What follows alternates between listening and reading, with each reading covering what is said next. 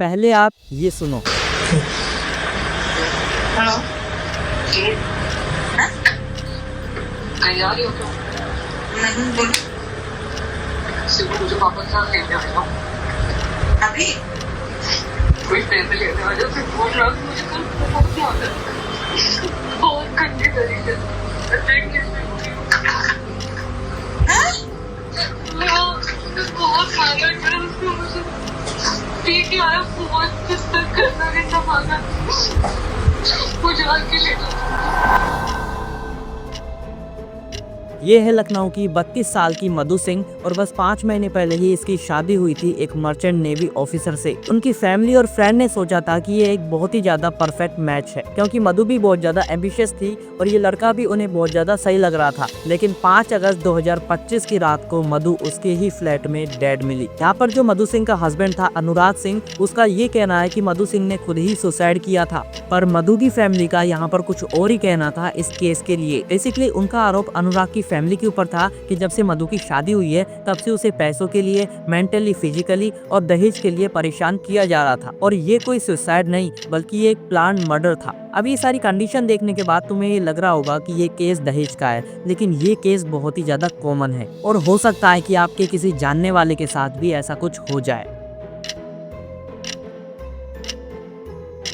मधु सिंह लखनऊ में एक middle class परिवार से थी और वो एक बहुत शांत नेचर की लड़की थी। पढ़ाई में वो अच्छी थी और सबसे ज्यादा करीब वो अपने परिवार के साथ थी। उसके सपने बहुत ज्यादा सिंपल थे कि एक अच्छी शादी, एक प्यार भरा घर और अपनी जिंदगी अपने टर्म्स पर जीना। उसके परिवार वाले और उसके फ्रेंड्स ये चीज भी कहते थे कि मधु एक बहुत ही ज्यादा ग्राउंडेड लड़की है, वो बहुत ही ज्यादा घरेलू थी और उसने अपनी जिंदगी बहुत ही ज्यादा डिसिप्लिन में बिताई थी। तो ऐसे बहुत ज्यादा पार्टी कल्चर या फिर नाइट आउट करना या फिर ऐसे रातों में बाहर रहना उसे बहुत ज्यादा पसंद नहीं था। उसका मन ज्यादा अपने परिवार में, अपने करियर में या फिर अपने दोस्तों में ज्यादा लगता था। तो अब मधु की एज भी हो रही थी, तो उसे अपने रिलेटिव्स के थ्रू एक मर्चेंट नेवी ऑफिसर का रिश्ता आया था, और ये रिश्ता अनुराग सिंह का, जो कि मर्चेंट नेवी में एक सेकंड ऑफिसर था, which mean that he was a navigator officer. और ये लड़का अपनी जिंदगी में काफी सेटल लगता था। देखो, मर्चेंट नेवी का नाम सुनते ही दिमाग में एक इमेज आ जाती है कि अच्छी सैलरी होगी, वर्ल्ड ट्रैवल करने को मिलता होगा, अच्छी ड्रेस पहनता होगा और एक फ्यूचर सिक्योर होगा। तो मधु की फैमिली को भी यही चीज लगी कि उनकी बेटी इस लड़के के साथ में बहुत ज्यादा खुश रहेगी। नाउ अनुराग का जो यहाँ पर बैकग्राउंड था वो बहुत ही ज्यादा अच्छा था, क्योंकि उसकी इमेज एक हार्ड वर्किंग प्रोफेशन की थी, और वैसे भी मर्चेंट नेवी ऑफिसर का काम बहुत ज्यादा टफ होता है, क्योंकि उन्हें महीनों महीनों तक काम पर रहना पड़ता है, और जब वो काम से वापस घर लौटते हैं तो everything is not same for them. इसलिए जब अनुराग ने स्टार्टिंग में मधु सिंह के साथ ती की जबान यूज करी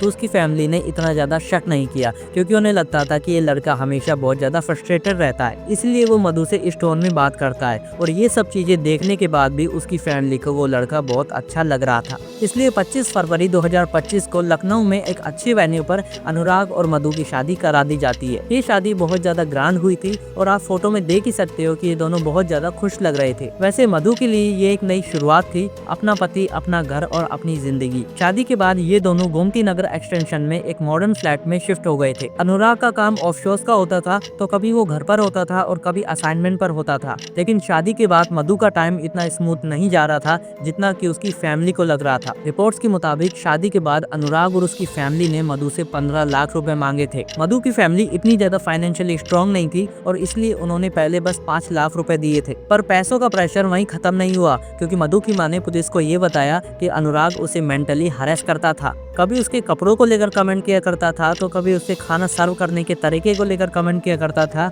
और कभी कभी छोटी छोटी बातों को आर्ग्यूमेंट में बदल देता था। यहाँ पर सबसे ज्यादा डिस्टर्बिंग बात ये थी कि मधु ने अपनी माँ और अपनी बहन को ये चीज बताई थी कि अनुराग उसे अल्कोहल पीने के लिए मजबूर किया करता था, जो कि उसे बिल्कुल भी पसंद नहीं था। जिसके अलावा वो मधु की सोशल मीडिया एक्टिविटी और फोन पर नजर रखता था, उसके कौन कौन दोस्त हैं उन पर नजर रखता था और उसे काफी हदों तक रिस्ट्रिक्ट भी किया करता था। एक बार तो मार्च 2025 में मधु ने अपनी बहन को ये मैसेज किया था कि यहाँ पर तू जल्दी आ जा वरना ये आदमी मुझे मार देगा। मधु के परिवार का ये भी कहना है कि एक टाइम तो मधु प्रेग्नेंट भी हुई थी, लेकिन अनुराग ने उसे प्रेगनेंसी टर्मिनेट करने के लिए फोर्स भी किया था। ये बात उन्होंने अपनी FIR में भी लिखवाई थी। तो अभी आप इस चीज का खुद ही अंदाजा लगा सकते हो कि जिस लड़की की अभी अभी शादी हुई है उसका इमोशनल स्टेट कैसा होगा। सबसे पहले तो एक नया घर होना और उस नए घर में अपनों जैसा फील ना होना, और उसके ऊपर से हरेसमेंट और रिस्ट्रिक्शंस और अपने घर वालों से बात ना करने देना और उसके ऊपर से भी आपको हर चीज के लिए ब्लेम करना। ये सब कुछ झेलते झेलते बस मधु उस घर में सरवाइव करती है। पर फिर 5 अगस्त आया और उस टाइम मधु अपने फ्लैट पर ही थी। अनुराग का कहना है कि वो कुछ टाइम के लिए बाहर गया था और जब वो वापस लौट कर आया तो मधु को एक पंखे से लटका हुआ पाया। उसने तुरंत ही पुलिस को कॉल किया और जब तक पुलिस वहाँ पर आई उससे पहले ही अनुराग और उसकी फैमिली ने मधु को पंखे से नीचे उतार लिया था। अब अनुराग ने पुलिस को स्टेटमेंट दिया कि मधु ने खुद ही अपनी जान ली है, वो भी शायद डिप्रेशन की वजह से। लेकिन मधु का परिवार इस बात से बिल्कुल ही सहमत नहीं था, क्योंकि उनका कहना था कि मधु मेंटली बहुत ज्यादा स्ट्रांग थी, क्योंकि उनकी बेटी इस परिवार में सरवाइव कर रही थी और वो अपनी बेटी के रेगुलर कांटेक्ट में भी थे। और मधु की फैमिली ने सीधा ये आरोप लगाया कि अनुराग ने उनकी बेटी यानी कि मधु का मर्डर किया है और उसे एक सुसाइड जैसा दिखाया है। और उन्होंने पुलिस में एक कंप्लेंट फाइल की जिसमें लिखा था कि शादी के बाद मधु को दहेज के लिए परेशान किया जा रहा था और अब अनुराग पर एफआईआर चार्जेस लगे थे। और इन्वेस्टिगेशन में पुलिस को ये पता चला कि वाकई में मधु अपने परिवार से मैसेज और कॉल के थ्रू कनेक्टेड थी और हमेशा वो मैसेज और कॉल के थ्रू यही बताया करती थी कि कैसे उसे अनुराग के घर में परेशान किया जा रहा है। इसलिए 7 अगस्त 2025 को अनुराग को पुलिस ने अरेस्ट कर लिया था और मीडिया ने भी इस केस को काफी ज्यादा कवर किया था, क्योंकि एक मर्चेंट नेवी ऑफिसर जिसके पास ऑलरेडी पैसा होता है उस पर एक दहेज मांगने का आरोप लगा था, जो कि एक हाई प्रोफाइल मैटर है। पुलिस के मुताबिक दहेज मांगना, हरेसमेंट, फोर्स अबॉर्शन और अक्यूज के काफी सारे स्टेटमेंट्स विटनेसेस ने भी लिए थे। मधु के मैसेजेस, व्हाट्सएप चैट्स और अनुराग के वॉइस नोट्स ने प्रोसिक्यूशन के इस केस को काफी ज्यादा स्ट्रॉन्ग बना दिया था और यहाँ पर ये चैट्स और मैसेजेस एक बहुत ही बड़ा डिजिटल एविडेंस बन गए। बट ये केस मधु की फैमिली के लिए बहुत ही बड़ी बैटल थी, क्योंकि उनका ये मानना था कि ये एक बहुत ही अच्छी तरीके से प्लान किया गया मर्डर था। और मीडिया इंटरव्यूज में मधु की मां ने ये बताया कि शादी के बाद उनकी बेटी बदल गई थी, वो हमेशा टेंशन में रहती थी, कॉल्स पर रोती थी और कहती थी कि उसे अब अपने पति से डर लगता है। और ये सारी तब की बात है जब उनकी बेटी ने बस 5 महीने पहले ही अपनी न्यूली मैरिड लाइफ स्टार्ट की थी। लेकिन उसके इन-लॉज के पैसों के लालच, अब्यूज और कंट्रोल्स ने यहाँ पर सब कुछ खत्म कर दिया था। और अब आप ये चीज इमेजिन करो कि मधु का केस तो चलो स्ट्रॉन्ग था, उसकी फैमिली ने आवाज उठाई तो चलो उसका केस बाहर आ गया, लेकिन हिंदुस्तान में आज के टाइम भी ऐसी कितनी सारी महिलाएं हैं, कितनी सारी औरतें हैं जिनके साथ में सेम ऐसी ही चीजें होती हैं और उनके बारे में आज तक किसी को पता ही नहीं चला। तो अभी आप सिर्फ मधु के लिए प्रे कीजिए। तो चलिए मिलते हैं ऐसी और रियल घटना के साथ, तब तक के लिए नमस्कार।